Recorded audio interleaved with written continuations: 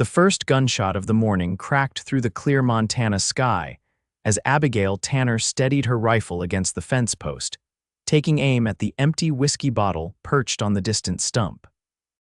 It was her 30th birthday, and the whispers that had followed her for years in the small town of Riverspend had officially transformed from "she'll find someone eventually" to the dreaded word that hung in the air whenever she walked into Harriet's general store: Spinster. The second shot shattered the bottle into a spray of glass that caught the early morning sunlight. Abigail lowered her weapon with practiced ease, tucking a strand of auburn hair behind her ear as she surveyed the land that had been her salvation and her prison for the past 5 years. The 20 acres of rich Montana soil had been her father's final gift before consumption took him, leaving her alone with nothing but the deed to a struggling homestead and her mother's weathered Bible. "Not bad shooting for a lady," came a voice from behind her. Abigail whirled around, raising her rifle instinctively. A man sat atop a chestnut stallion at the edge of her property, his face shadowed by a worn Stetson. His posture was relaxed despite the weapon pointed at his chest. "Trespassing's a good way to get yourself shot in these parts," she called out, not lowering her rifle. "State your business or move along." The man raised his hands slowly in surrender. "Cole Xavier, madam, just passing through to Silverdale. Heard your shots and thought someone might be in trouble." He pushed his hat back, revealing a face weathered by sun and wind, with eyes the color of the sky after a storm. "Didn't expect to find a lady out here shooting bottles at dawn." "What you expected doesn't concern me," Abigail replied, though she lowered her rifle slightly. "Silverdale's another day's ride north. You'd best be moving on if you aim to make it before nightfall." Instead of leaving, the stranger dismounted with fluid grace that spoke of years in the saddle.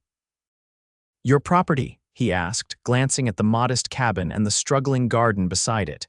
"Every inch," Abigail said proudly, finally lowering her weapon completely. "Tanner land, 5 years running." "Tanner," he repeated, as if testing the name. "You work this place alone?" The question stung more than it should have. Today of all days.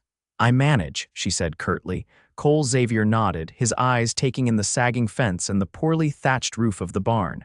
"I can see that." There was no condescension in his voice, only observation. "I've been on the trail 3 weeks. Would appreciate some honest work and a meal before I continue north. I notice your corral fence could use mending." Abigail's first instinct was to refuse. She'd survived this long without a man's help, fending off both the elements and the occasional, concerned neighbor who thought a woman couldn't possibly manage on her own. But the truth was, winter would be upon them in a few months, and there were repairs she couldn't manage alone. "I can spare a meal for fence work," she said finally. "But I'll be watching, Mr. Xavier. Any funny business and you'll find out my aim is just as good with moving targets." His laugh was unexpected, a rich sound that seemed to warm the cool morning air.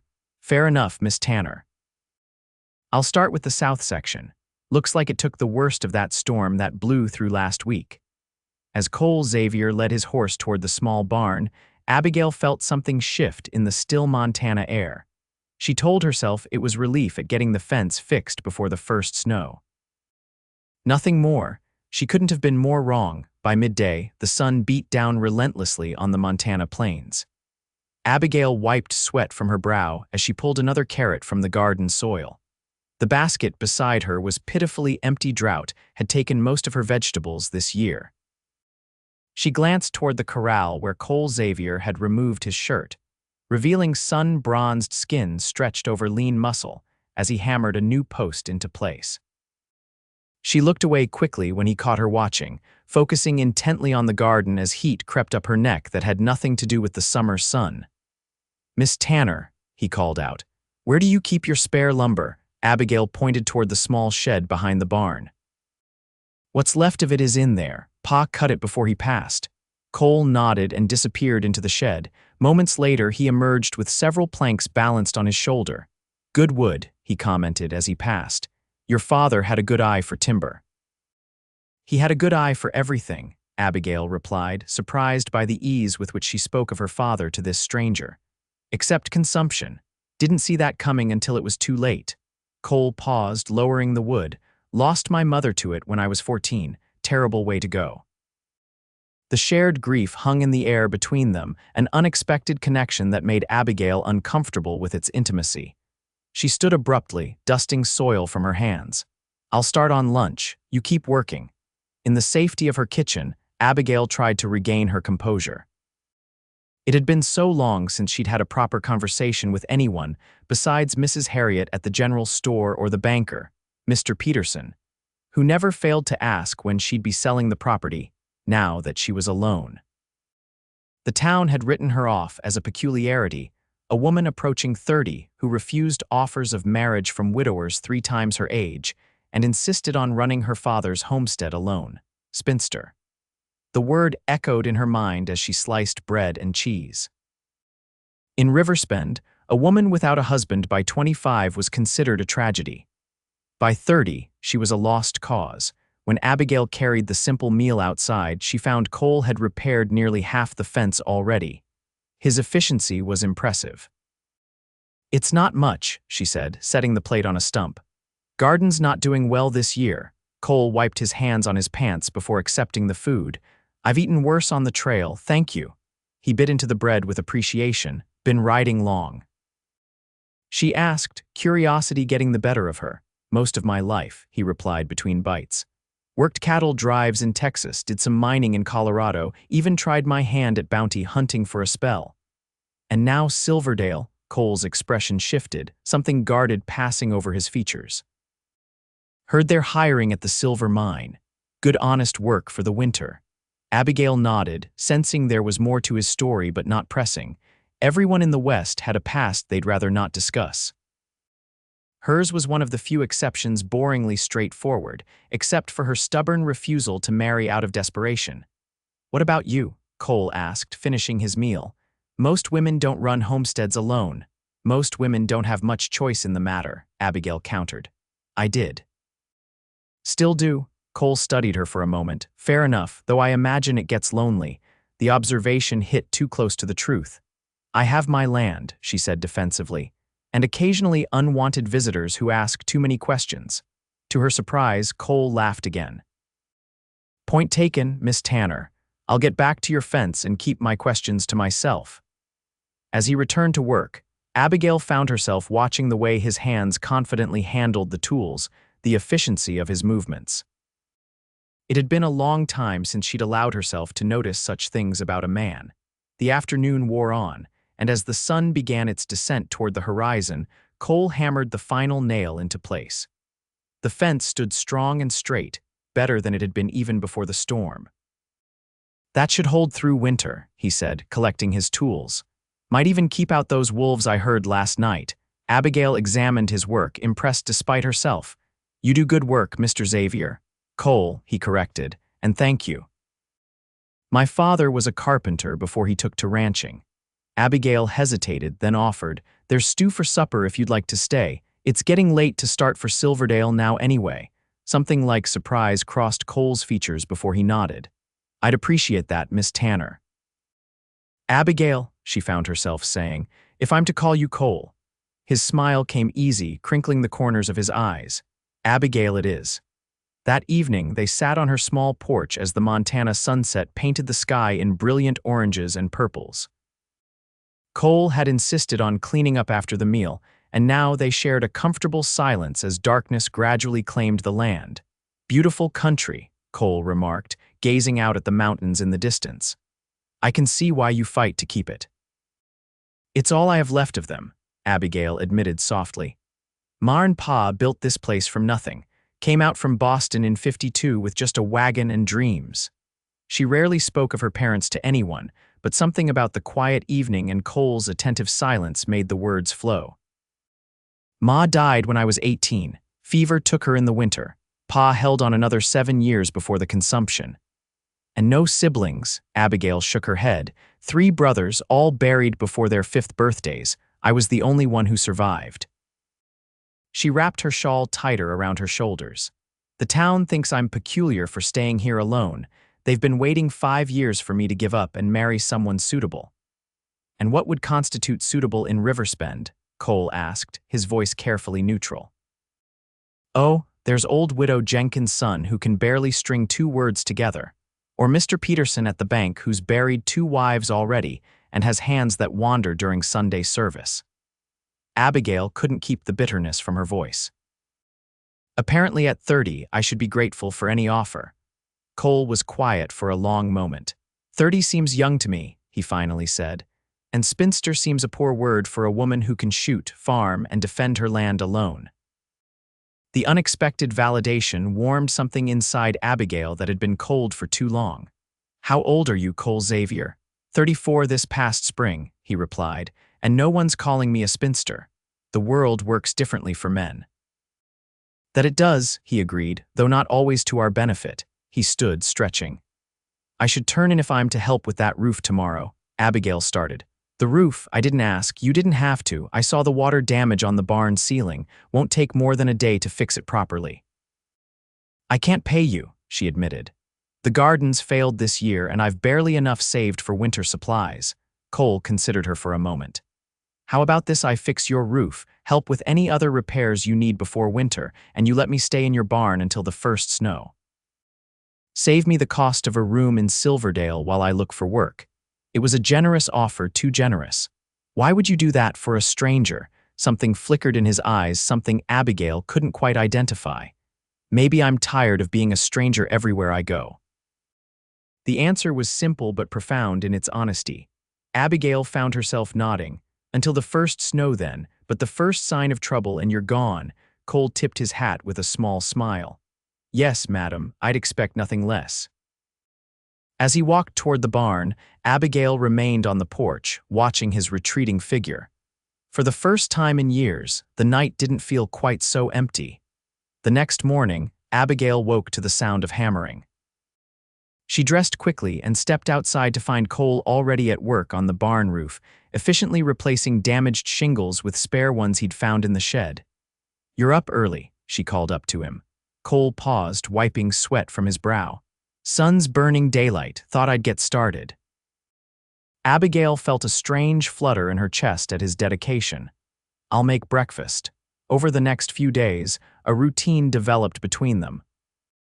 Cole worked tirelessly on the homestead repairs, fixing the roof, reinforcing the barn door, patching the chicken coop while Abigail tended her garden and livestock. They shared meals and, increasingly, conversation. She learned he'd been born in Tennessee, the son of a carpenter who'd moved west seeking better opportunities. He'd lost his mother young, and his father had remarried and started a cattle ranch in Texas. At 17, Cole had struck out on his own, working his way across the Western Territories. Never stayed in one place long, Abigail asked one evening as they sat by the small fire she'd built in the hearth. October had arrived with a sharp chill in the air. Cole stared into the flames, never found a reason to. Something in his tone made Abigail look more closely at him. And your father, you never went back, a shadow crossed Cole's face. He died in 73, ranch was lost to taxes. My stepmother remarried, moved to California with her new husband. I'm sorry, Abigail said softly. Cole shrugged. It was a long time ago, what about you? Never thought of leaving Riverspend, Abigail considered the question. Once, right after Pa died, thought about selling, moving to Denver maybe. She looked around the small cabin that held all her memories. But every time I considered it, it felt like betraying them. This land was their dream. Seems right that it should be mine too. Even if it means being alone, the question hung in the air between them, weighted with implication. Abigail found herself unable to meet his gaze. Better alone than with the wrong person, she finally answered. Cole nodded slowly. On that we agree. The following Sunday, Abigail faced her usual dilemma. Church meant enduring the pitying stares and whispered comments of the townspeople, but skipping service only fueled their speculation about her peculiar ways. I'm heading into town for church, she told Cole as she pinned her hair up carefully. You're welcome to join or stay here, your choice. Cole looked up from the chair he was mending. I'll come along if you don't mind the company. Been a while since I attended a proper service. Abigail tried to ignore the warmth that spread through her at his answer. We'll leave in 20 minutes. The small church in Riverspend was nearly full when they arrived. Heads turned as Abigail walked in with Cole beside her. She held her chin high, ignoring the widening eyes and urgent whispers that followed them to a pew near the back. Mrs. Harriet, the storekeeper's wife, leaned across the aisle. "Abigail Tanner, you didn't tell me you had company staying." Her eyes assessed Cole with undisguised interest. "Mr. Xavier is passing through," Abigail replied stiffly. "Helping with some repairs before winter." Mrs. Harriet's eyebrows rose knowingly. "Is that what they're calling it these days? Well, better late than never, I suppose." Before Abigail could respond, Reverend Phillips began the service. Throughout the sermon, she was acutely aware of the glances directed their way. By the time the final hymn concluded, her cheeks burned with a mixture of embarrassment and anger. "Abigail." Mr. Peterson intercepted them before they could leave. The banker's small eyes darted between her and Cole. "I was hoping to discuss the property taxes with you. They're due next month, as you know." "I'll have the payment, Mr. Peterson," she replied coolly, "as I always do." The banker's lips thinned. "Yes, well, times are hard. If you find yourself short, my offer to purchase the homestead still stands." He cast a sidelong glance at Cole. "Unless your circumstances have changed." Cole stepped forward slightly. "Miss Tanner's circumstances are her own business, I believe." Mr. Peterson's face reddened. "And you are a friend," Cole replied simply. "One who believes Miss Tanner manages her affairs quite capably." The banker huffed indignantly before turning on his heel and walking away. Abigail felt a rush of gratitude toward Cole for his intervention. Outside the church, several young women approached, giggling behind their hands as they greeted Abigail with sudden, suspicious friendliness. "Will you be bringing your friend to the harvest dance next weekend?" asked Betty Wilson, the blacksmith's daughter, eyeing Cole appreciatively. "I hadn't planned on attending," Abigail replied honestly. She hadn't been to a town social in over 2 years. "Oh, but you must," insisted Mary Jenkins. "Everyone will be there. Isn't that right, Mr. Xavier?" Cole supplied. "And I believe that's for Miss Tanner to decide." His tone was polite but firm, ending the conversation without rudeness. As they rode back to the homestead in Abigail's wagon, she finally spoke. "I apologize for that. Small towns and their gossip," Cole chuckled. "No need to apologize. I've weathered worse than curious glances." "They think you're courting me," Abigail blurted out, then immediately regretted her bluntness. To her surprise, Cole didn't seem uncomfortable. "Would that be so terrible?" he asked, his eyes fixed on the road ahead. Abigail's heart skipped a beat. We barely know each other." "We know more about each other than many married couples in these parts, I'd wager," he replied. "But I didn't mean to presume, just wondering why the idea seemed to distress you so much." Abigail stared at her hands. "It's not distress, it's surprise. No one's genuinely courted me since I was 23, Samuel Whitaker. He left for California gold country after my father fell ill." "His loss," Cole said simply. The rest of the journey passed in companionable silence, but Abigail's mind whirled with thoughts she'd long ago put aside. October progressed, bringing with it the vibrant colors of fall and increasingly cold nights. Cole continued his work around the homestead, repairing years of neglect that Abigail hadn't been able to address alone. Each evening, they would sit by the fire, talking until the embers died down. Abigail found herself looking forward to these conversations more than she cared to admit. Cole was unlike any man she'd met, thoughtful, respectful of her independence, and possessing a quiet humor that often caught her by surprise. He treated her homesteading skills with genuine admiration rather than the condescension she usually encountered. One evening, as the wind howled outside, Cole asked about the harvest dance. "Are you planning to go?" he inquired casually as he whittled a small piece of wood by the fire. Abigail looked up from her mending. "I hadn't thought to. Those events, they're not comfortable for me anymore." Cole nodded, understanding in his eyes. "Because of the whispers, partly," she admitted. "And partly because I don't fit there. The married women discuss their children and husbands. The young girls talk of courtships and weddings. I belong to neither world." Cole was quiet for a moment. "Where I come from, a woman who can run her own homestead, shoot straight, and still look as lovely as you do would be considered quite a catch, regardless of her age." The compliment caught Abigail off guard. Heat crept up her neck as she focused intently on her stitching. Flattery won't get you extra portions at breakfast, Mr. Xavier, she said, trying to mask her reaction with humor. His laugh was warm in the firelit room. Not flattery, just truth. He set aside his whittling. I think we should go to the dance. Abigail looked up, startled. We. Unless you object to my company. No, but she hesitated. People will talk even more, Cole shrugged. People always talk. Might as well give them something worthwhile to discuss. His eyes met hers across the room. Besides, I'd like to see you enjoy yourself for an evening. You work too hard. Something warm unfurled in Abigail's chest at his words. It had been so long since anyone had considered her enjoyment a priority. I don't have anything suitable to wear, she said weakly, her last defense crumbling. I'm sure you'll outshine every woman there regardless, Cole replied with such simple confidence that Abigail found herself nodding in agreement before she could reconsider. Very well. We'll attend the harvest dance. The night of the dance arrived crisp and clear, with stars scattered across the Montana sky like diamonds on black velvet. Abigail stood before the small mirror in her bedroom, hardly recognizing the woman who stared back. She had unearthed her mother's dress from the cedar chest, where it had lain untouched for years, a deep forest green with delicate lace at the collar and cuffs. It had required some adjustments, but the hours of work had been worth it. Her hair, usually confined in a practical bun, fell in soft waves around her shoulders, held back from her face by a simple ribbon. Taking a deep breath, she stepped into the main room where Cole waited.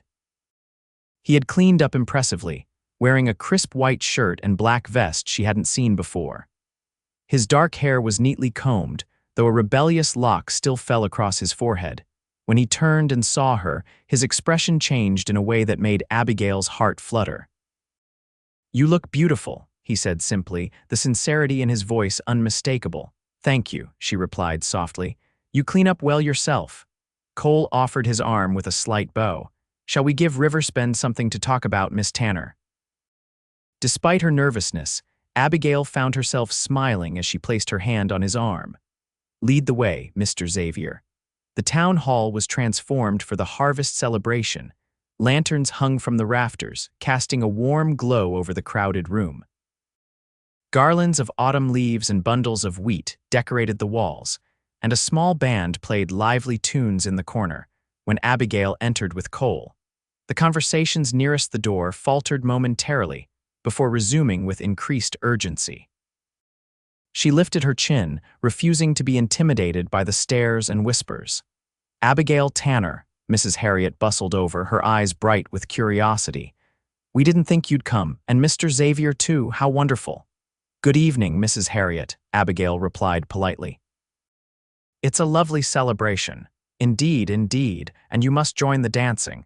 It's been so long since we've seen you enjoy yourself. The older woman's gaze flickered between them meaningfully. Such a handsome couple you make. Before Abigail could correct her assumption, Mrs. Harriet had moved on to greet other arrivals. Cole leaned close, his breath warm against her ear. First battle survived. Shall we secure some refreshments? The evening progressed more pleasantly than Abigail had anticipated. Cole remained attentively by her side, deftly handling awkward questions from curious townspeople and making her laugh with his quiet observations. When he finally led her onto the dance floor, Abigail felt a moment of panic. I haven't danced in years, she whispered as his hand settled respectfully at her waist. Neither have I, he admitted with a grin. We'll remember together. And somehow they did. After an initial awkwardness, they found their rhythm, moving together as if they'd danced 100 times before. Abigail was acutely aware of his hand at her waist, the solid strength of his shoulder beneath her palm, and the way his eyes never left her face. People are staring, she murmured as they turned. Let them, Cole replied. I'm only concerned with one person's opinion tonight. The intensity in his gaze made Abigail's breath catch. And whose opinion is that? His smile was slow and deliberate. The woman brave enough to run a homestead alone, shoot bottles at dawn, and attend a dance with a drifter despite what the town might say. Abigail felt something shift between them in that moment, a recognition of feelings that had been growing since that first morning when he'd appeared on her property. As the dance ended, Mr. Peterson approached, his face flushed from too much punch. "Miss Tanner," he said, his voice overly loud. "May I have the next dance?" Before Abigail could respond, the banker continued, "Unless you're hired hand objects, of course." His tone made the words an insult. Cole's posture stiffened beside her, but his voice remained even. "Miss Tanner makes her own decisions, Mr. Peterson." Abigail placed her hand deliberately on Cole's arm. "I'm afraid I'm spoken for this evening, Mr. Peterson. Perhaps another time." The banker's face darkened. "I see. Well, when your guest moves on, as his kind always do, remember my offer stands both for the property and otherwise." He stalked away, leaving an uncomfortable silence in his wake. "I apologize for him," Abigail said quietly. "He's been trying to buy my land since Pa died." Cole's jaw was tight. No need to apologize for his behavior. He took a deep breath, visibly calming himself. "Would you like to leave?" Abigail considered it, then shook her head. "No, I'm enjoying myself too much to let him ruin the evening." Cole's expression softened. "Good. In that case, I believe they're playing another waltz." They danced until the musicians took their final break, and then Cole suggested they step outside for some air. The night had grown colder, and Abigail shivered slightly in her thin dress.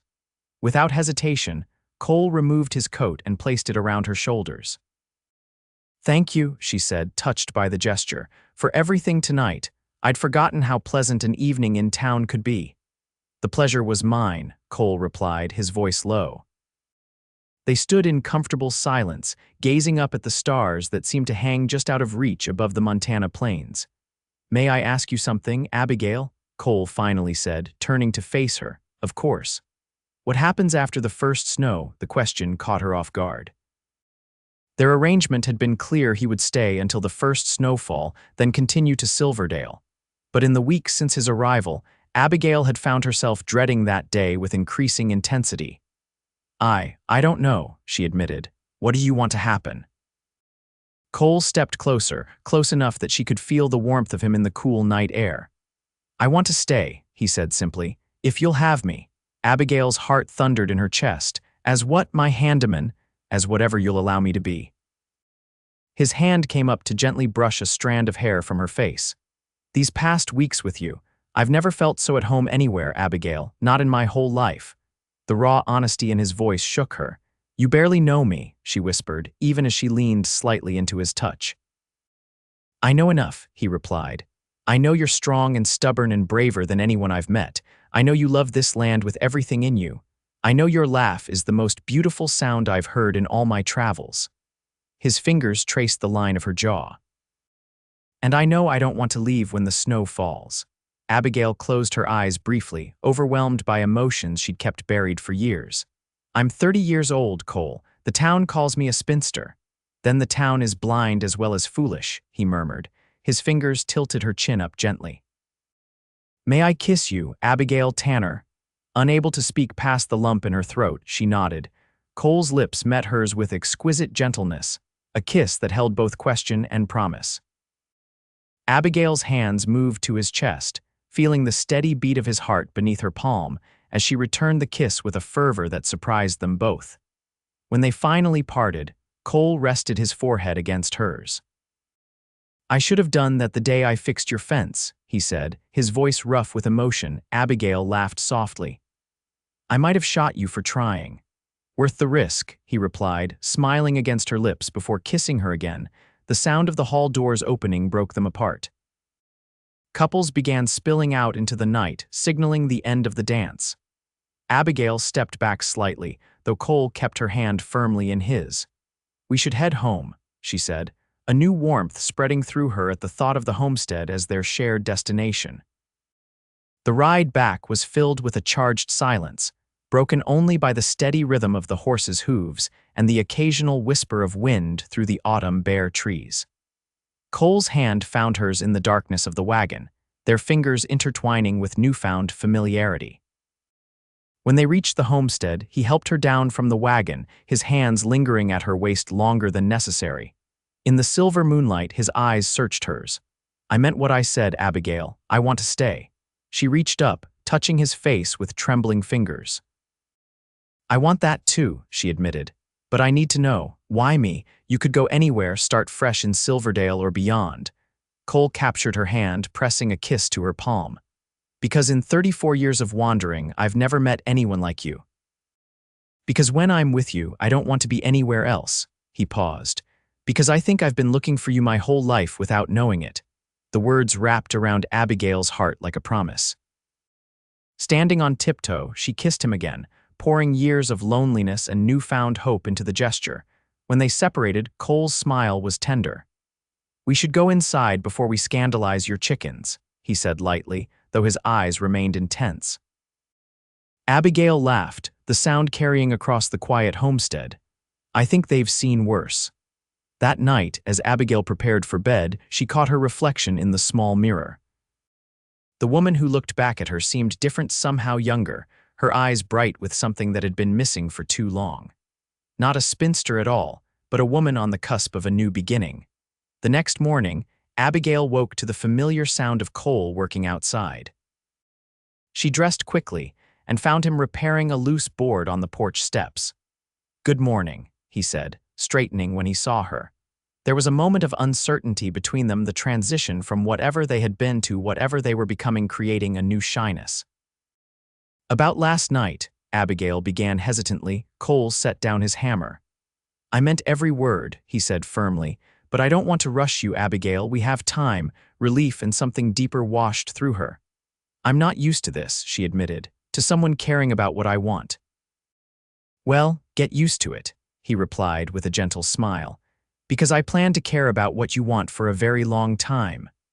Over the next few weeks, their relationship blossomed under the brilliant colors of the Montana autumn. Cole continued improving the homestead, while Abigail prepared for winter. But now their work was punctuated by stolen kisses and lingering touches that spoke of deepening feelings. Word spread quickly through Riverspend about Abigail Tanner and the stranger who had taken up residence at her homestead. Some gossip was unkind, questioning her reputation and his intentions, but Abigail found she cared less than she would have expected. "Let them talk," she told Cole one evening as they sat on the porch watching the sunset. "They've been talking about me for years anyway." "Does it bother you?" he asked, his arm around her shoulders. Abigail considered the question. "It used to, not anymore." She looked up at him. "You've changed things for me, Cole Xavier." His kiss was gentle against her temple. "You've changed things for me too." As November arrived, bringing with it a sharper chill, Abigail realized with sudden clarity that their arrangement was coming to its stated end. The first snow could arrive any day, and though they had spoken of feelings and futures, they had made no concrete plans. One evening, as they sat by the fire after supper, Abigail gathered her courage. "The weather's turning," she said, trying to keep her voice casual. "They're saying in town we might see snow by week's end." Cole nodded, his eyes on the flames. "I heard the same from the smithy when I was in town yesterday." Silence stretched between them, taut with unspoken questions. "Our agreement was until the first snow," Abigail finally said, her heart pounding. Cole looked up, his expression unreadable in the firelight. "Is that what you still want?" "No," she answered honestly. "But I need to know what you want, Cole, if I'm." He moved to kneel before her chair, taking her hands in his. "Abigail Tanner, I've spent my life drifting from place to place, never staying long enough to put down roots, but these past weeks with you." He paused, searching for words. "I don't want to leave, not in the first snow, not ever." Relief flooded through her. "Then stay," she whispered. Cole's expression grew serious. "If I stay, I want to do it properly." He took a deep breath. "I want to court you openly, with intention, and if you'll have me, I want to make this place our home together." Tears pricked at Abigail's eyes. "Are you asking what I think you're asking?" "Not yet," he said with a small smile. "When I ask that question, I want to do it right, but I'm asking if you'll let me stay, let me prove to you that what I feel isn't passing through like the seasons." Abigail touched his face, memorizing the planes and angles that had become so dear to her in such a short time. "Yes," she said simply. "Stay, Cole, stay with me." His kiss sealed the promise between them, tender yet passionate, filled with hope for their shared future. 2 days later, the first snow of winter arrived, dusting the Montana landscape with a layer of pristine white. Abigail stood at the window watching the flakes drift down when she felt Cole's arms encircle her from behind. "Beautiful, isn't it?" he murmured against her hair. "It is," she agreed, leaning back against his solid warmth. "First snow. And I'm still here," he said, understanding her unspoken thought. Abigail turned in his arms to face him. "I never doubted you would be." The realization struck her then somewhere in these weeks together. Fear had given way to trust, loneliness to companionship, and guarded independence to the strength found in sharing her life with someone who valued her exactly as she was. As winter settled over the homestead, Cole and Abigail fell into a rhythm of shared work and quiet evenings. He officially moved from the barn into the small spare room of the cabin, a compromise that satisfied both propriety and their desire to be near one another. Their courtship progressed with a sweetness that Abigail had never expected to find at 30. Cole proved himself not just capable with repairs, but also a quick study in the routines of the homestead. He learned to help with the livestock, chopped endless cords of firewood, and even tried his hand at cooking occasionally, with mixed results that often ended in shared laughter. One evening in early December, they bundled up to check on a pregnant mare in the barn. The snow had continued intermittently for weeks, leaving the landscape transformed into a glistening white expanse under the moonlight. "She's doing well," Cole said, stroking the horse's nose gently. "Should foal by spring with no troubles." Abigail watched him with the animal, touched by his gentleness. "You're good with her. Have you worked with horses before?" "Some," he replied. "My father bred quarter horses on the ranch in Texas." He hesitated. "I've been thinking, Abigail, this place has good grazing land that's not being used. Come spring, we could consider expanding, maybe get a few head of cattle, possibly breed horses on a small scale." The casual we sent a warmth through Abigail that had nothing to do with her heavy coat. "You've been making plans," she observed. Cole looked slightly embarrassed. "Too presumptuous." "No," she said quickly. "I like that you're thinking of the future here, of our future." His expression softened. "I think about it constantly." He took her gloved hand in his. "I've been saving, you know, from odd jobs in town, not much yet, but enough to start building in the spring." "Building what?" Abigail asked. "In addition to the cabin. It's cozy for two, but—" He paused, suddenly looking uncertain. "Well, I thought we might need more room eventually, if things progress as I hope they will." The implication of marriage, of family hung in the air between them. Abigail felt a surge of emotion so powerful it momentarily stole her breath. "I'd like that," she said softly. "Very much." They stood together in the quiet barn, surrounded by the gentle sounds of animals and the occasional soft fall of snow from the roof, making plans for a future neither had dared imagine months ago. As Christmas approached, the town of Riverspend seemed to soften toward their unconventional arrangement. Perhaps it was the season, or perhaps it was the obvious devotion Cole showed Abigail whenever they ventured into town together. Whatever the reason, the whispers became less frequent, the stares less pointed. Mrs. Harriet cornered Abigail in the general store one afternoon while Cole loaded supplies into their wagon outside. "He's a good man, your Mr. Xavier," the older woman said approvingly. "Never seen you look so happy, dear." Abigail smiled, surprised by the genuine warmth in the storekeeper's voice. "Thank you, Mrs. Harriet. He is a good man." "And not at all concerned about courting a woman of 30, Mrs. Harriet added with a knowing wink. "Some men have the sense to recognize true value when they see it." The comment from a woman who had once been among the first to label her a spinster struck Abigail as ironically amusing. "Yes, well, Cole has always seen things his own way. Wedding bells in the spring, perhaps." Mrs. Harriet pressed, never one to miss an opportunity for fresh gossip. Abigail merely smiled and gathered her purchases. "Good day, Mrs. Harriet. Merry Christmas to you and Mr. Harriet." Outside, Cole was waiting by the wagon. Successful interrogation. He asked with amusement, having witnessed Mrs. Harriet's approach through the window. "She approves of you," Abigail informed him as he helped her onto the seat, and inquired about spring wedding bells. Cole laughed as he climbed up beside her. "And what did you tell her?" "That it was none of her business," Abigail replied primly, though her eyes danced with humor. Cole took the reins, but before setting off, he turned to her with unexpected seriousness. Would it be my business to inquire about the same topic? Abigail's heart skipped a beat. Perhaps, she said carefully, if you were asking properly. A slow smile spread across Cole's face. Noted, Miss Tanner, very well noted. Christmas Eve arrived with perfect winter clarity, the sky a deep blue canvas against which the snowy landscape gleamed in the late afternoon sun. Cole had been mysteriously absent most of the day, claiming errands in town that couldn't wait. Abigail had used the time to prepare a special dinner and wrap the modest gift she'd made for him, a new scarf knitted from the finest wool she could afford. When Cole finally returned, his cheeks were red from cold and his eyes bright with barely contained excitement. "I have something for you," he announced without preamble, "but you need to come outside. Now."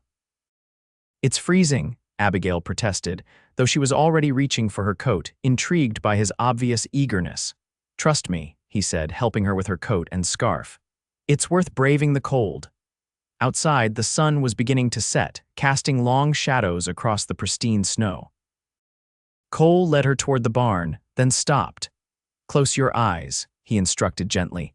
Abigail complied, feeling both foolish and charmed by his mysterious behavior.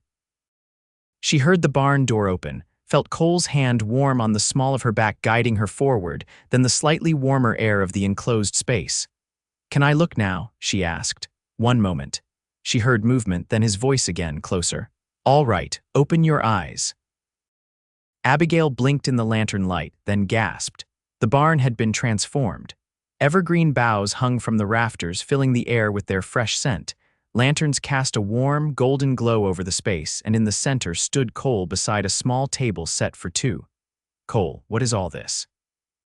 She breathed, taking in the elaborate preparation. "Christmas Eve dinner," he replied, though something in his expression suggested there was more to it. "I thought we deserved something special for our first Christmas together." Tears pricked at Abigail's eyes. No one had gone to such lengths for her in years, perhaps ever. "It's beautiful," she managed. "Truly beautiful." Cole pulled out a chair for her. "The food is from Mrs. Harriet. She was surprisingly helpful when I explained what I wanted to do." The meal was simple but delicious: roast chicken, potatoes, fresh bread, and even a small Christmas pudding. They ate by lantern light, talking and laughing, the barn animals providing a gentle background chorus to their conversation. As they finished the dessert, Cole grew noticeably nervous, fidgeting with his napkin in a way most unlike his usual composed manner. "Is something wrong?" Abigail asked. Cole took a deep breath. "No, the opposite, actually." He reached across the table for her hand. "Abigail, these past months have been the happiest of my life. I came to Montana looking for work, a temporary stop on a journey I'd been making my whole life."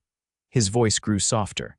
"Instead, I found you, and for the first time I stopped wanting to move on."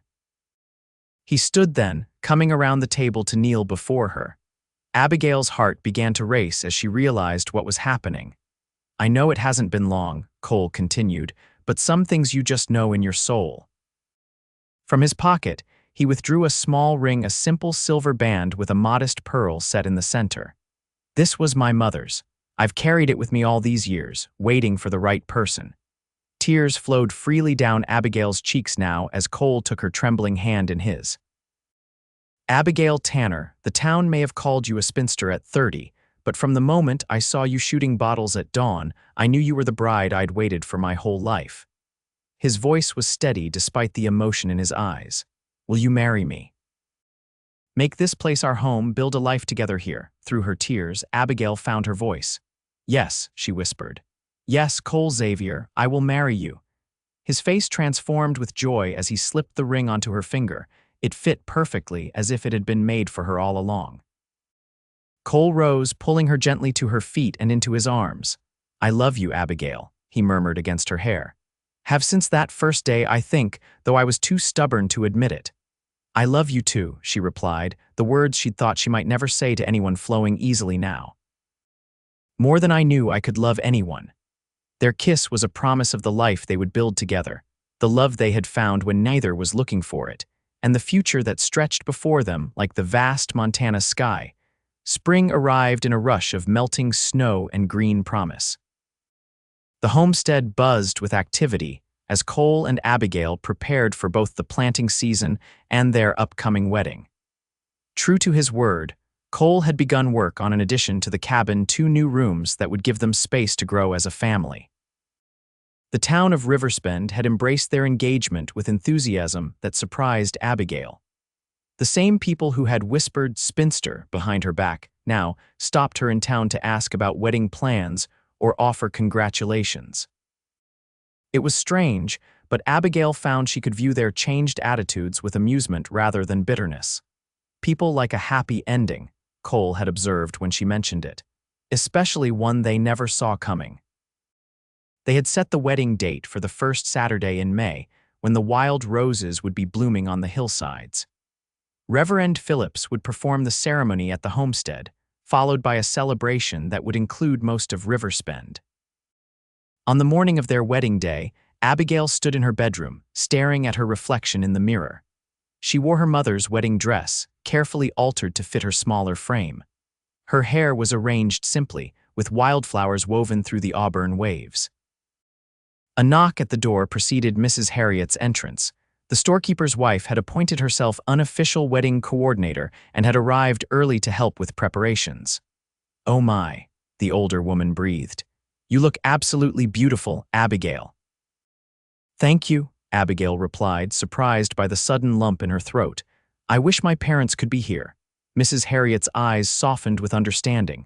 "They are, dear, in every board of this house, in the land outside, and in you." She straightened Abigail's necklace. "They would be so proud of the woman you've become." The simple words meant more to Abigail than elaborate compliments would have. "Thank you," she said again, blinking back tears. Now, no crying until the ceremony at least," Mrs. Harriet scolded gently. "Your groom is pacing a trench in your yard, looking handsome enough to make every unmarried woman in Riverspend swoon. And a few of the married ones too, I'd wager." Abigail laughed, her nervousness giving way to eager anticipation. "Is everything ready?" "Everything is perfect," Mrs. Harriet assured her. "The guests are arriving, the food is prepared, and in less than an hour you'll be Mrs. Cole Xavier." The name sent a thrill through Abigail. After years of fierce independence, she had worried that marriage might feel like a surrender. Instead, she had discovered that loving Cole enhanced rather than diminished her strength. They were partners in the truest sense, each supporting the other, neither complete without the other. When the time came, Abigail walked alone from the cabin to where Cole waited beneath an arch of spring flowers. It was her choice, no one to give her away, because she gave herself freely, walking toward her future with the same determination that had carried her through years of solitude.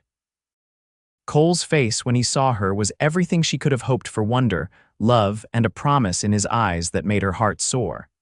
He extended his hand as she approached, and she took it without hesitation.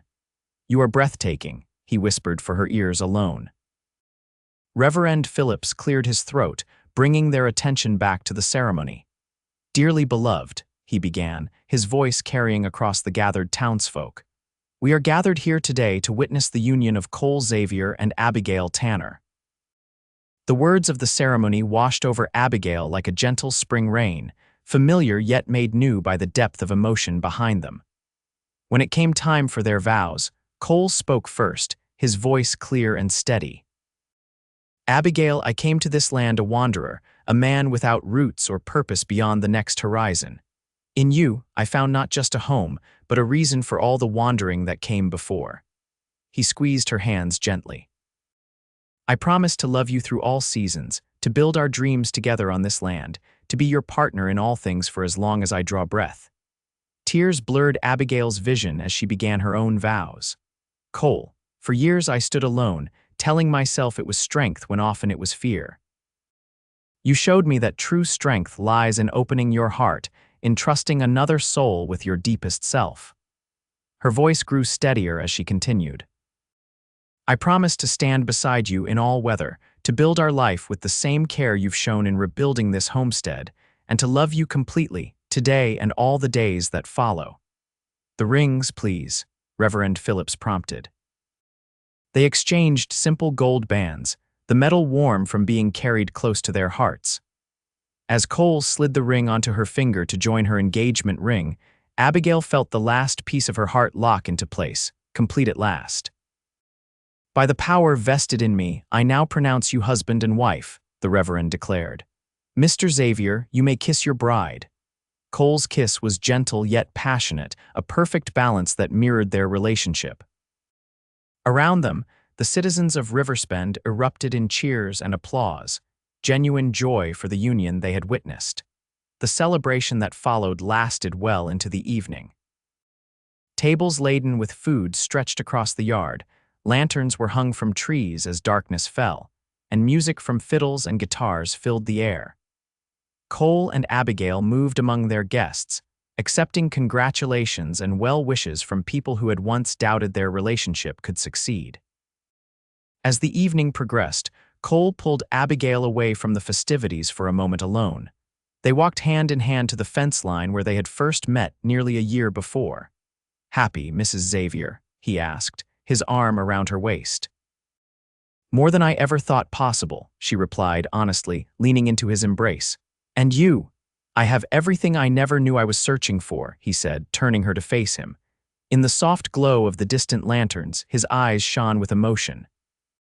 "Do you remember what Peterson called you that day in church? A spinster at 30, Abigail nodded, the memory no longer carrying any sting. "I wanted to tell him then what I knew from the first moment I saw you, that you weren't a spinster waiting for someone to take pity on you. You were the bride I'd waited for my whole life, the woman worth settling down for, worth building a future with." He touched her cheek tenderly. "I just had to convince you of it. You did a very thorough job," Abigail teased, rising on tiptoe to kiss him. When they returned to their guests, it was to find Mr. Peterson himself waiting awkwardly by the edge of the celebration. The banker approached with uncharacteristic humility. "Mrs. Xavier," he said, tipping his hat. "Mr. Xavier, I wanted to offer my congratulations." "Thank you, Mr. Peterson," Abigail replied, surprised by his presence. The banker shifted uncomfortably. "I also wanted to apologize for my presumptions over the years. It seems I was wrong about many things." He extended his hand to Cole. "You've done wonders with this property. If you ever consider expanding, the bank would be pleased to discuss terms." Cole shook the offered hand firmly. "I appreciate that, Mr. Peterson. We do have plans for the future." After the banker moved away, Abigail raised an eyebrow at her husband. "Plans for the future?" Cole smiled, pulling her close. "Many plans. A larger herd, perhaps a proper horse breeding program eventually, maybe even a few children to help us run the place someday." The mention of children sent a warm flutter through Abigail's heart. "I'd like that," she said softly. "All of it."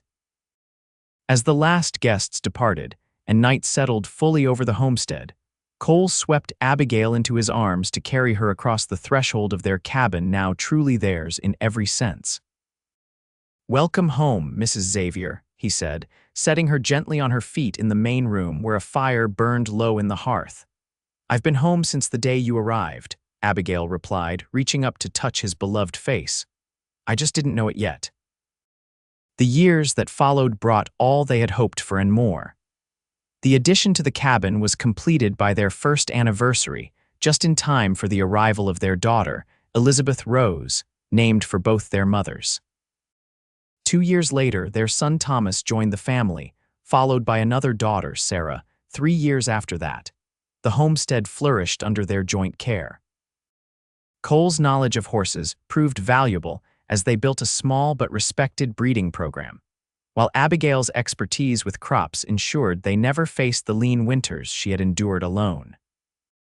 What had once been a struggling 20 acres expanded to a prosperous ranch of over 100 acres as neighboring properties became available. On the morning of their 10th wedding anniversary, Abigail stood on the porch of their now expanded home, watching Cole teach 8-year-old Elizabeth to saddle her pony while Thomas, 6, looked on eagerly and Sarah, 3, played contentedly with wooden blocks at her feet. The years had been kind to them both. Cole's dark hair now showed touches of silver at the temples, and fine lines marked the corners of Abigail's eyes, evidence of a decade filled with more laughter than tears. The town of Riverspend had long since forgotten that they had ever called Abigail Tanner a spinster. Cole looked up, catching her eye across the yard. Even after 10 years, the smile he reserved for her still made her heart skip a beat. He said something to the children before jogging up to the porch. "Good morning, beautiful," he said, kissing her softly. "Happy anniversary." "Happy anniversary," she replied, leaning into his familiar embrace. 10 years. "Best 10 years of my life," Cole affirmed, his arms tightening around her. "Though I expect the next 10 to be even better." Abigail smiled up at the man who had transformed her life with his unexpected arrival that spring morning so long ago. "I'll hold you to that, Mr. Xavier." "I'm counting on it, Mrs. Xavier," he replied, his eyes full of the same love that had sustained them through a decade of shared joys and occasional sorrows. "After all, we're just getting started."